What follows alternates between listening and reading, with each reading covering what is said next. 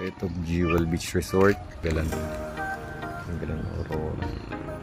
So, malaki itong ano. Malaki itong area. Dito yung pinaka-information area. Information area nila. Sitio Tabi, Barangay Umiray. Barangay Umiray din, Galan Aurora pala. So, ito yung parking spaces nila. So, medyo maluwang dito. Siguro kasya dito walang sasakyan sa park na to. So, pagpunta naman dito, sa kabilang side, ayan. Sa kabilang side yung pool area. Ayan. So, dito rin, another parking spaces. Siguro isisiksik, mga 10 sasakyan.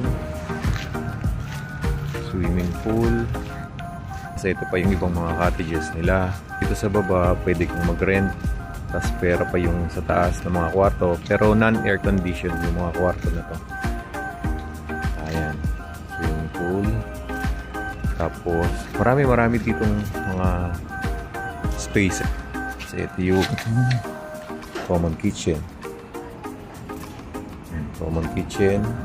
Common CR. Sa dulo, shower. Sa likod ng shower na pinto, meron pang dalawang shower. Ayan.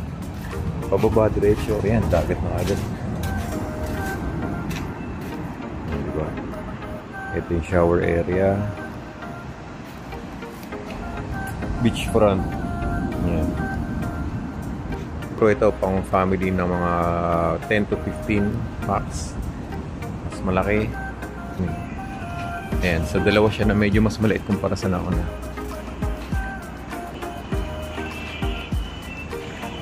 Ayan, tapos ito yung papunta dito sa dagat. Ayan, maganda, meron silang lifeguard tower. Yan, tapos ito. So dito sa taas, nandito sa taas yung kwarto namin, so barkada room. Hanggang 20 ka tao. Sa baba niya, merong mga siguro good for 2 to 4 for family room. 1, 2,